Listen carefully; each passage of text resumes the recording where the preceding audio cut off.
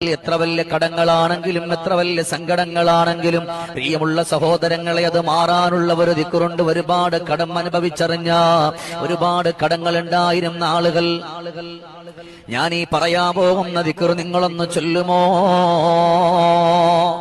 ഒരുപാട് കടങ്ങൾ ഉണ്ടായിരുന്ന ആളുകൾ ഈ ഒരു സ്വലാത്ത് ചൊല്ലിയിട്ട് അനുഭവിച്ചറിഞ്ഞ ഒരു ദിക്ർ, അല്ലാഹുമ്മ സ്വല്ലി അലന്നൂരി വഅഹ്ലിഹി, അല്ലാഹുമ്മ സ്വല്ലി അലന്നൂരി വഅഹ്ലിഹി, അല്ലാഹുമ്മ സ്വല്ലി അലന്നൂരി വഅഹ്ലിഹി.